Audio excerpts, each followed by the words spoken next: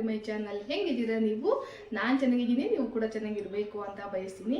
ದಯವಿಟ್ಟು ನೀವು ಇನ್ನೂ ಯಾರೆಲ್ಲ ನಮ್ಮ ಚಾನಲ್ ಸಬ್ಸ್ಕ್ರೈಬ್ ಮಾಡ್ಕೊಂಡಲ್ಲೇ ನೋಡ್ತಾ ಇದ್ರು, ಸಬ್ಸ್ಕ್ರೈಬ್ ಮಾಡ್ಕೊಂಡು ನಂಗೆ ಸಪೋರ್ಟ್ ಮಾಡಿ ಅಂತ ನಾನು ನಿಮ್ಮ ಹತ್ರ ರಿಕ್ವೆಸ್ಟ್ ಮಾಡ್ಕೊಳ್ತಾ ಇದ್ದೀನಿ.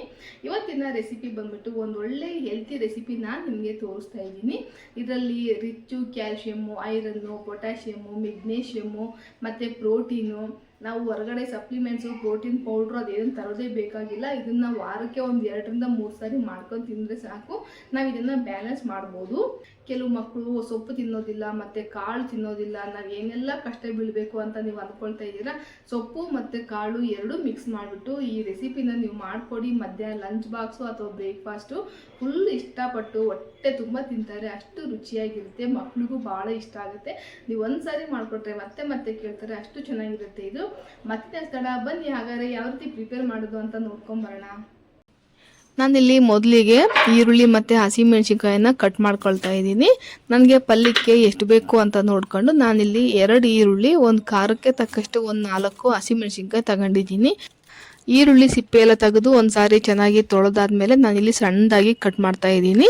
ನಿಮಗೆ ಬೆಳಿಗ್ಗೆ ಹೊತ್ತು ಈರುಳ್ಳಿ ಎಲ್ಲ ಕಟ್ ಮಾಡ್ಕೊಂಡು ಜೋಡಿಸ್ಕೊಳಕ್ಕೆ ಟೈಮ್ ಆಗೋದಿಲ್ಲ ಅಂತಂದರೆ ನೀವು ಹಿಂದಿನ ದಿನ ರಾತ್ರಿನೇ ನಾವು ಕಾಳು ಎಲ್ಲ ನೆನೆ ಹಾಕ್ತೀವಲ್ಲ, ಅದೇ ಟೈಮಲ್ಲಿನೇ ನಾವು ಈರುಳ್ಳಿ ಎಲ್ಲ ಕಟ್ ಮಾಡಿ ತೆಗೆದಿಟ್ಕೊಳ್ಬೋದು. ನೀವು ಒಂದು ಏರ್ಟೈಟ್ ಬಾಕ್ಸಲ್ಲಿ ಹಾಕಿಟ್ಕೊಂಡು ಈ ರೀತಿ ಮಾಡೋದ್ರಿಂದ ಬೆಳಿಗ್ಗೆ ಎದ್ದ ತಕ್ಷಣ ನಮಗೆ ಅವಸರ ಇಲ್ದಂಗೆ ನಮಗೆ ಈಸಿಯಾಗಿ ಬ್ರೇಕ್ಫಾಸ್ಟು ಅಥವಾ ಏನಾದರೂ ಲಂಚ್ ಮಾಡೋದಕ್ಕೆ ನಮಗೊಂದು ಹೆಲ್ಪ್ ಆಗುತ್ತೆ.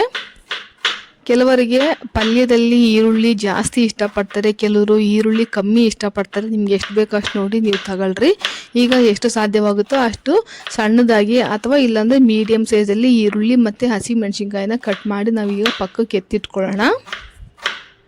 ಕೆಲವರು ಈರುಳ್ಳಿ ಬೆಳ್ಳುಳ್ಳಿ ತಿನ್ನೋದಿಲ್ಲ ಅಂತ ಅನ್ನೋದು ನೀವು ಈರುಳ್ಳಿನ ಸ್ಕಿಪ್ ಮಾಡ್ಬೋದು. ಈಗ ಈರುಳ್ಳಿ ಎಲ್ಲ ಕಟ್ ಮಾಡಿ ಇಟ್ಟಾಗಿದೆ. ಈಗ ಪಕ್ಕಕ್ಕೆ ಎತ್ತಿಟ್ಟಾದ್ಮೇಲೆ ನಾನಿಲ್ಲಿ ನಿನ್ನೆ ರಾತ್ರಿನೇ ಸ್ವಲ್ಪ ಕಾಳು ಕೂಡ ನೆನೆ ಹಾಕಿದ್ದೀನಿ. ನಿಮಗೆ ಬೆಳಿಗ್ಗೆ ಎದ್ದ ತಕ್ಷಣ ನಿಮಗೆ ಗುರ್ತು ಬಂದಿರಲಿಲ್ಲ, ನಾವು ಸಂಜೆ ಅಡುಗೆ ಮಾಡ್ಕೊಳ್ಬೇಕು ಅಂತಂದರೆ ಒಂದು 4-5 ಗಂಟೆ ಇದನ್ನು ನೀವು ಬಿಸಿ ನೀರಲ್ಲಿ ಕಾಳನ್ನು ನೆನೆ ಹಾಕಿದ್ರೆ ಚೆನ್ನಾಗಿ ನೆಂದ್ಕೊಳ್ತವೆ. ನಾನು ಯಾವಾಗಾದರೂ ಕಾಳು ನೆನೆ ಹಾಕ್ಕೊಳ್ಬೇಕು ಅಂತಂದರೆ ಸುಮಾರು ಅದರಿಂದ ಒಂದು 2-3 ವೆರೈಟಿ ಅಡುಗೆ ಮಾಡಬೇಕು ಅಂತ ನೆನೆಸ್ಕೊಂಡು ನಾನಿಲ್ಲಿ ಕಾಳುಗಳನ್ನ ನೆನೆ ಹಾಕಿರ್ತೀನಿ. ಅಂದರೆ ಒಂದು ಸಾರಿ ಸಾರು ಮಾಡ್ತೀನಿ, ಕೆಲವೊಂದು ಸಾರಿ ಪಲ್ಯ ಮಾಡ್ತೀನಿ, ಇನ್ನೂ ಕೆಲವೊಂದು ಸಾರಿ ನಾನು ದೋಸೆ ಕೂಡ ಮಾಡ್ತೀನಿ. ಈ ರೀತಿ ಕಾಳಿನಿಂದ ಮಾಡಿರೋ ದೋಸೆ ತಿನ್ನೋದ್ರಿಂದ ಬೆಳಗ್ಗೆ ಬ್ರೇಕ್ಫಾಸ್ಟ್ ಅನ್ನೋದು ಫುಲ್ಫಿಲ್ ಆಗುತ್ತೆ ಮತ್ತು ಒಂದು ಹೆಲ್ತಿ ಪ್ರೋಟೀನ್ ಆಗಿರುತ್ತೆ ನಮಗೆ. ನಾನು ನಿಮಗೆ ನೆಕ್ಸ್ಟು ಬರ್ತಾ ವೀಡಿಯೋಗಳಲ್ಲಿ ನಾನು ನಿಮಗೆ ತಿಳಿಸ್ತಾ ಹೋಗ್ತೀನಿ. ಇದು ಕಡಾಯಿ ಹೊಸದು, 1 ತಿಂಗಳಾಗಿದೆ ತೊಗೊಂಡು. ಹೊಸದು ಕಾಸ್ಟ್ ಐರನ್ನು.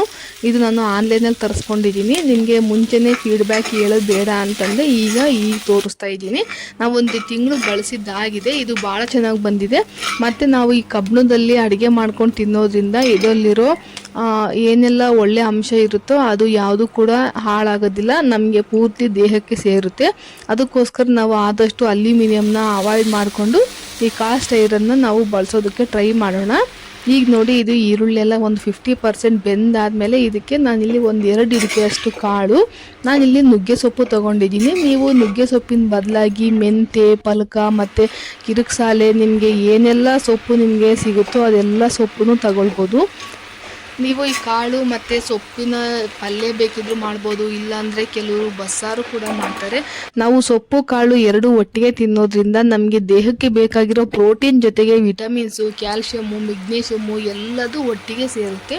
ಹಂಗಾಗಿ ನಾವು ಒಂದು ಸಾರಿ ಏನಾದರೂ ಊಟ ಅಥವಾ ಬ್ರೇಕ್ಫಾಸ್ಟು ಮಾಡ್ತಾ ಇದ್ದೀವಿ ಅಂತಂದರೆ ಅದರಲ್ಲಿ ನಮ್ಮ ದೇಹಕ್ಕೆ ಬೇಕಾಗಿರೋ ಎಷ್ಟು ನ್ಯೂಟ್ರಿಷನ್ ಹೋಗ್ತಾ ಇದೆ ಅನ್ನೋದು ಕೂಡ ನಾವು ಕ್ಯಾಲ್ಕುಲೇಟ್ ಮಾಡ್ಕೊಳ್ಬೇಕಾಗುತ್ತೆ. ನಾನಿಲ್ಲಿ ಕಾಳಿನ ಜೊತೆಗೆ ನುಗ್ಗೆ ಸೊಪ್ಪು ತೊಗೊಂಡಿದ್ದೀನಿ. ನುಗ್ಗೆ ಸೊಪ್ಪಲ್ಲಿ ಕ್ಯಾಲ್ಶಿಯಮ್ಮು, ಐರನ್ನು, ಮೆಗ್ನೀಷಿಯಮ್ಮು, ಇನ್ನು ಬೇಕಾದಷ್ಟು ವಿಟಮಿನ್ಸು, ಪ್ರೋಟೀನ್ಸ್ಗಳೆಲ್ಲ ಇರುತ್ತೆ. ಇದು ನೀವು ನೇರವಾಗಿ ತಗೊಳ್ಳೋದಕ್ಕೆ ಟ್ರೈ ಮಾಡಿ.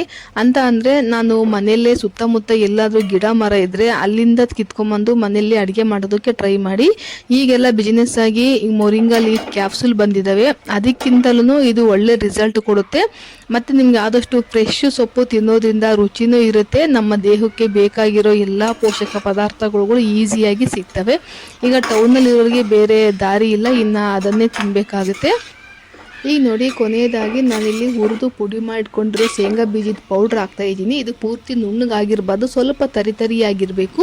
ಹಂಗಿದ್ರೆ ನಾವು ತಿನ್ನಬೇಕಾದ್ರೆ ಮಧ್ಯದಲ್ಲಿ ಶೇಂಗಾ ಬೀಜ ಕೂಡ ಸಿಗ್ತಾ ಇರುತ್ತೆ. ಆ ಟೇಸ್ಟ್ ಅನ್ನೋದು ಸೂಪರ್ ಆಗಿರುತ್ತೆ. ಇದ್ರ ಬದಲಾಗಿ ನೀವು ಹಸಿಕಾಯಿ ತುರಿ ಬೇಕಿದ್ರು ಕೂಡ ತಗೊಳ್ಬೋದು. ಒಂದ್ಸಾರಿ ಹಸಿಕಾಯಿ ತುರಿ ಬದಲಾಗಿ ಇದನ್ನು ತಗೊಳ್ಳಿ, ಟೇಸ್ಟ್ ಅನ್ನೋದು ಭಾಳ ಚೆನ್ನಾಗಿರುತ್ತೆ. ಇದ್ರ ಜೊತೆಗೆ ಚಪಾತಿ, ರೊಟ್ಟಿ ಏನು ಬೇಕಾದರೂ ತಗೊಳ್ಬೋದು. ಇದು ನೈಟ್ ಟೈಮ್ ತಿನ್ನೋದಕ್ಕಿಂತ ಬೆಳಿಗ್ಗೆ ಅಥವಾ ಮಧ್ಯಾಹ್ನ ತಿನ್ನೋದು ಆರೋಗ್ಯಕ್ಕೆ ತುಂಬಾ ಮೇಲು ಮಾಡುತ್ತೆ. ನೀವು ಕೂಡ ಟ್ರೈ ಮಾಡಿ ಹೇಗೆ ಬಂತು ಅಂತ ನನಗೆ ತಪ್ಪದೆ ಕಮೆಂಟಲ್ಲಿ ತಿಳಿಸಿ. ಇಷ್ಟ ಆದರೆ ಈ ವಿಡಿಯೋನ ನಿಮ್ಮ ಫ್ರೆಂಡ್ಸಿಗೆ ಎಲ್ಲರಿಗೂ ಶೇರ್ ಮಾಡಿ. ಆದಷ್ಟು ವಾರಕ್ಕೆ 2-3 ಸಾರಿ ನುಗ್ಗೆ ಸೊಪ್ಪನ್ನು ತಿನ್ನೋದಕ್ಕೆ ಪ್ರಯತ್ನ ಪಡಿ. ಇವತ್ತು ಈ ಸೊಪ್ಪಿಗೆ ಸ್ವಲ್ಪ ಉಪ್ಪು ಜಾಸ್ತಿ ಆಗಿತ್ತು. ಮೊಸರು ಹಾಕ್ಕೊಂಡು ತಿಂದು ಹೇಗೋ ಮ್ಯಾನೇಜ್ ಮಾಡಿದೆ. ನಮ್ಮ ಮನೆಯವರು ಬೈತಾ ಇದ್ರು, ಇವತ್ತೇನು ಉಪ್ಪು ಇಷ್ಟಕ್ಕೊಂದು ಹಾಕಿದೆ, ತಿನ್ನೋಕ್ಕೆ ಆಗ್ತಾ ಇಲ್ಲ ಅಂತೇಳಿ. ನೀವು ರುಚಿಗೆ ತಕ್ಕಷ್ಟು ಉಪ್ಪು ಸೇರಿಸ್ಕೊಳ್ಳಿ. ಇಲ್ಲಿವರೆಗೂ ನೋಡಿದ್ದಕ್ಕೆ ಥ್ಯಾಂಕ್ಸ್ ಫಾರ್ ವಾಚಿಂಗ್. ದಯವಿಟ್ಟು ನಮ್ಮ ಚಾನಲ್ ಸಬ್ಸ್ಕ್ರೈಬ್ ಮಾಡ್ಕೊಂಡು ಸಪೋರ್ಟ್ ಮಾಡೋದು ಮಾತ್ರ ಬರಿಬೇಡಿ. ಟೇಕ್ ಕೇರ್, ಬಾಯ್.